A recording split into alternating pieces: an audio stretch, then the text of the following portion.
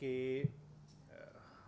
कुछ टाइम पहले हमने रंग महल वाली साइट पे बड़े बड़े ब्रांड्स की जो है वो वहाँ पे पैकिंग हो रही थी कि चाय के बड़े ब्रांड्स की, इसी तरीके से खीर मिक्स के बड़े ब्रांड्स की, मसाला जात के बड़े ब्रांड्स की। हमने बड़ा रेट किया, वहाँ से कोई 12-13 हज़ार किलोग्राम चीज़ें उठा के लेके आए। फिर उसके बाद उन्होंने वहीं पे उसके इर्द गिर्द और दो तीन जगह ढूंढी। पुलिस वालों के साथ उन्होंने जो है वो अपनी दोस्ती की और काम शुरू कर दिया। हमें इत्तला मिली, हमने सीक्रेटली रेड किया।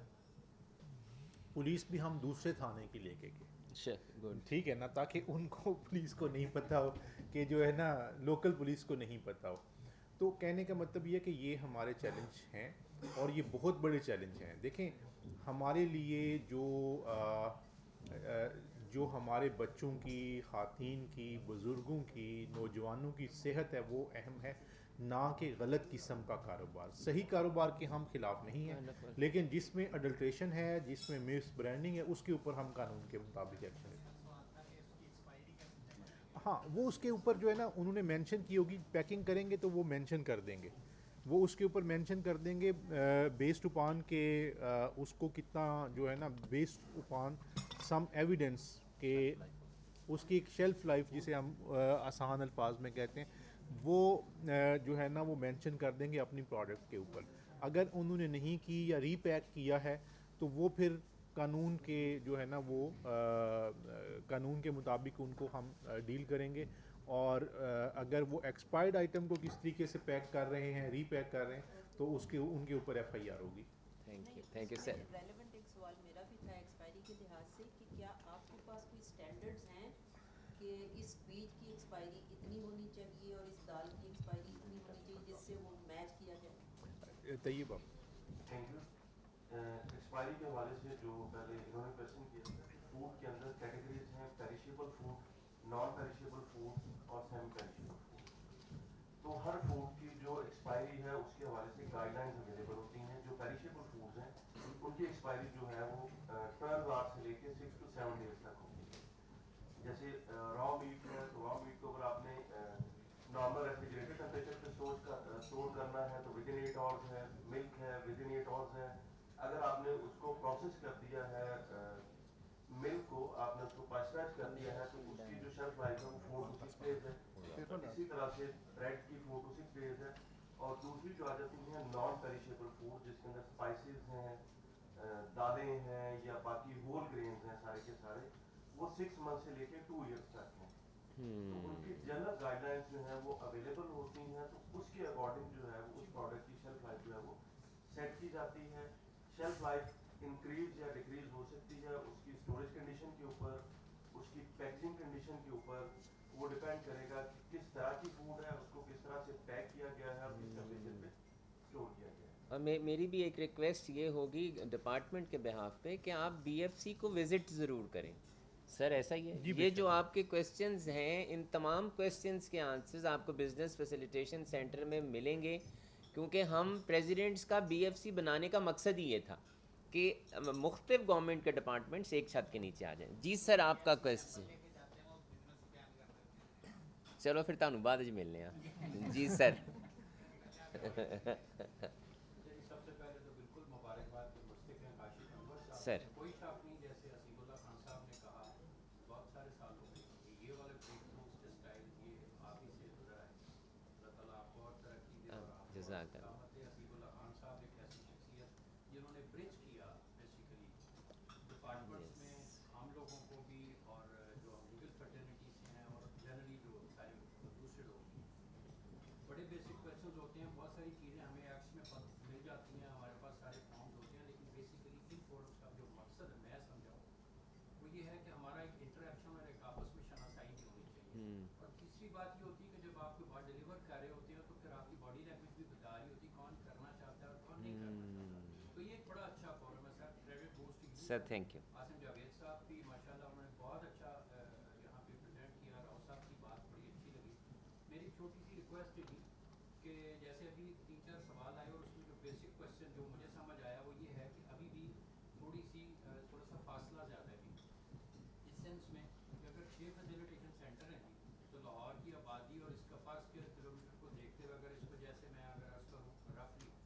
22 से 25 बड़ी फूड स्ट्रीट्स हैं, जैसे सपोजिटली क्रीम लॉक है या गवाल मंडी है, सॉर्ट ऑफ तो बड़ी फूड स्ट्रीट्स के एरियाज में जहाँ पे ज़्यादा इनहाइजेनिक इश्यूज इवॉल्व होते हैं, अगर वहाँ पर एक छोटे छोटे डेस्क जैसे स्टॉल्स बने होते हैं, वहाँ पे अगर आपके फैसिलिटेशन सेंटर्स बन जाएं और वहाँ पे 20, 25, 30 इस तरह के फैसिलिटेशन सेंटर बढ़ जाएं अगर लाहौर में, तो मेरा ख्याल है कि एक तो फासला करीब हो जाएगा, फॉर्म की अवेलेबिलिटी हो जाएगी लोगों को। तो मेरा एक तो ये रिक्वेस्ट है कि अगर ये फैसिलिटेशन सेंटर अगर ज़्यादा कर दिए जाएँ तो होपफुली हमें इसमें काफ़ी फ़ायदा भी होगा लोगों को भी। और दूसरा ये कि आपका मैसेज डायरेक्टली कन्वे हो जाया करेगा कंसर्न लोगों को जो कि इनहाइजेनिक या गलत।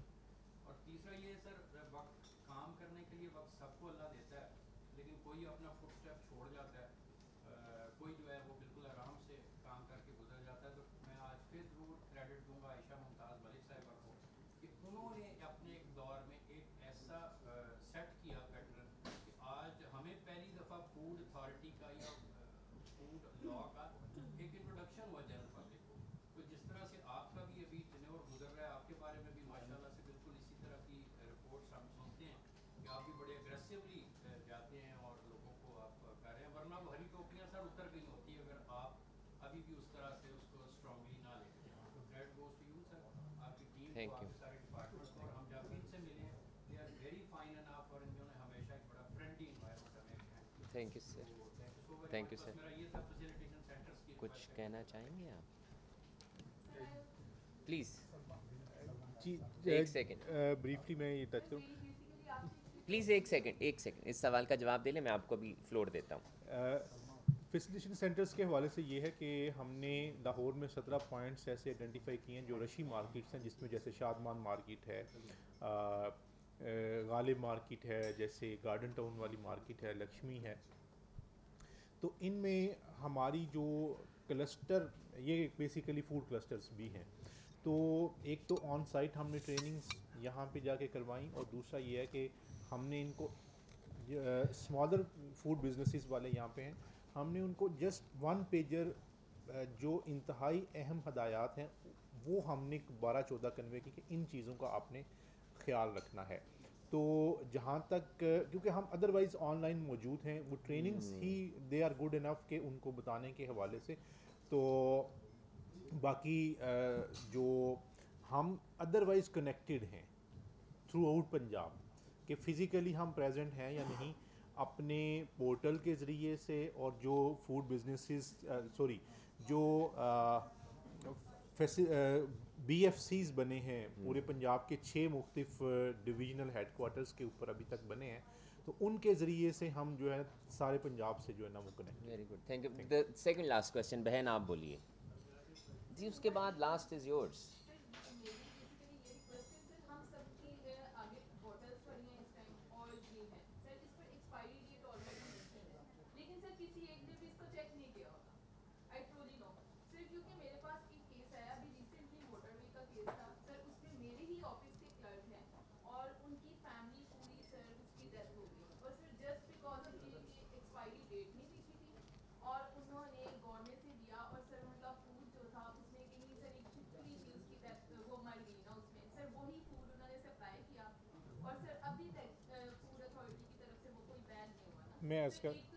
मैं इसके ऊपर ना जस्ट ये थोड़ा सा ना पूरे सबको मैं बताना ज़रूरी समझता हूँ सर, जस्ट 2 मिनट इसको please.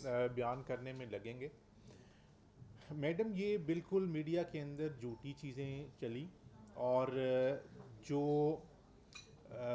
इसको आउटराइटली ये वर्ड यूज़ करने का जो मकसद है वो बिल्कुल जब आपको फूड पॉइजनिंग होती है ना, तो उसके सिम्टम्स होते हैं कि आपको वॉमिट हो सकती है, आपको डायरिया हो सकता है, और उस डायरिया की वजह से आपके जो है वो जिसमें पानी की और मिनरल्स की कमी हो, और फिर जाके किसी स्टेज के ऊपर आपको कोई हेल्प ना मिले या मेडिकल ट्रीटमेंट ना मिले, तो फिर जाके मे बी 1-2 दिन के बाद डेथ उस सूरत में हो सकती है। जो फोरेंसिक साइंस एजेंसी की रिपोर्ट थी, हमने शुरू में भी CM ऑफिस में रिपोर्ट भेज दी थी कि ये वाक़या जो है वो फूड पॉइजनिंग का नहीं है, it appears to be some poisonous intake, दोनों में फ़र्क है। फोरेंसिक साइंस एजेंसी की रिपोर्ट अभी 2-3 दिन पहले आई है, जिससे ये साबित हुआ है कि वो पॉइज़न कार्बन मोनोऑक्साइड था, जो कि उनके ब्लड के अंदर मौजूद था, उनके स्टोमक के अंदर जो है वो किसी किस्म का पॉइजन डिटेक्ट नहीं हुआ। तो अब वो जो उनके घर के कुछ लोग थे उनको पुलिस इन्वेस्टिगेट कर रही है। तो ये सारी की सारी, और मज़ीद ये कि हमने गोरमे के इसके ऊपर इतनी हमने तहकीक की, क्योंकि हमारे लिए सेहत जो है वो ज़्यादा अहम है। हमने उस बैच के अंदर 30 जो हैं वो थी पैटीज़, हमने वो 30 पैटीज़ का जो बैच था उनमें से 6 उन्होंने ली थी। जो बची हुई थी हमने उनका लैब से, अपनी लैब से भी और एसजीएस की लैब से तज्जिया करवाया। उसके अंदर कोई भी पॉइजन वगैरह वाली जो है वो चीज़ शामिल नहीं थी। नंबर 1। नंबर 2 ये है कि कहीं पे पूरे मोटरवे पे उस दिन कोई जो है ना फूड पॉइजनिंग का केस नहीं मिला। तो ये सब को मैं अर्ज़ करना चाहूँगा कि मीडिया की ऐसी झूठी रिपोर्टों के ऊपर, मैंने खुद उस दिन 2-3 दिन मीडिया को फेस करता रहा, उनको बताता रहा, सारा दिन दफ्तर बैठा रहा, इस चीज़ को इन्वेस्टिगेट किया।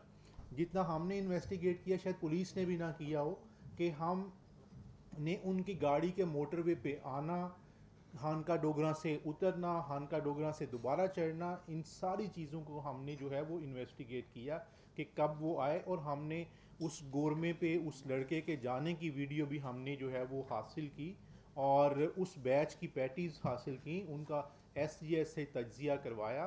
और फिर मैंने ही जो डीपीओ थे, मैंने कहा इनकी जो है वो बॉडीज़ के सैंपल्स आप ज़रूर पीएफएस से भेजें, इसको इस केस को लाइट ना लें। फिर उनकी जो बॉडीज़ के जो सैंपल्स हैं उनको पीएफएस से भेजा गया, और वो जो है कार्बन मोनोऑक्साइड पॉइजन निकला, जो कि उनके ब्लड में था, नॉट इन देयर स्टमक और लाइक दैट। तो इसका सादा सा मतलब ये है कि वो फूड पॉइजनिंग का केस है। उनको सर मैं आपको अप्रिशिएट भी इस सेंस में करूँगी कि मैंने 5 अपना बजे सेटअप का स्टार्ट किया फ़ायदा है। फैसलाबाद में ना। सर जो मैं आप बहन ऑनलाइन चाहूँगा मैसेज सवाल वाला था ना, सवाल कोई हो तो कर जी लीजिए, इसी में ही है। सवाल जल्दी कर हाँ, लीजिए। तो सर ये था कि मतलब आपने जो अभी ट्रूली जिस तरह आपने बताया एग्जैक्टली इसी तरह था और मुझे इमीडिएट वो मिल गया ना लाइसेंस।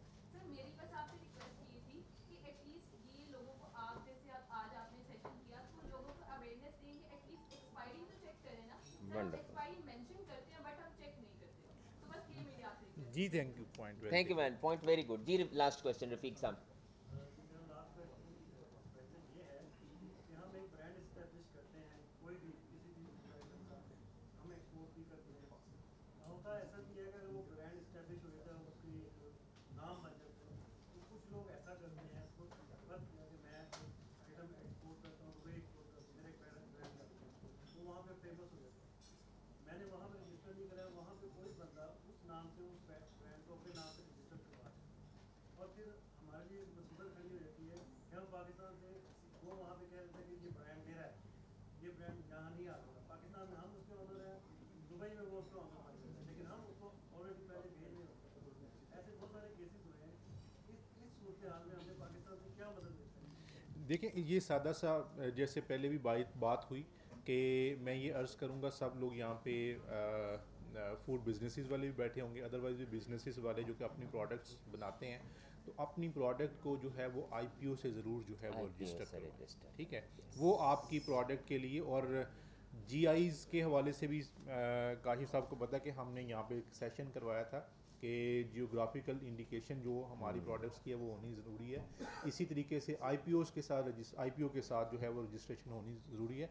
तो वो अगर आप करवाएंगे तो पूरी दुनिया के अंदर वो प्रोडक्ट आपका ही कहीं भी हो चलेगा। सकता है। Thank you very much. मैं मोहम्मद आसिम जावेद साहब, director general Punjab food authority, मैं राव परवेज़ अख्तर साहब, additional director general Punjab food authority, हमारी पंजाब फूड अथॉरिटी की सारी टीम, माई एग्जीक्यूटिव कमेटी मेंबर्स, तमाम ख़वातीन व हज़रात, और ख़ास तौर पे हसीबुल्ला खान साहब और मैडम किरण जो कि सेक्रेटरी टू द कमेटी हैं, मैं बहुत शुक्रगुज़ार हूँ कि पिछले 2 सालों में आप लोगों ने बहुत से ऐसे इवेंट्स किए जो हमारे मेंबर्स के लिए, डिपार्टमेंट्स को और लाहौर चैम्बर को आपस में क्लोज लाने के लिए और अवेयरनेस के लिए जिन्होंने बहुत बड़ा किरदार अदा किया। सर मैं आपका बहुत शुक्रगुज़ार सर हूँ। बहुत thank you very much sir. हम आपको सर शील्ड देंगे। Sir thank you.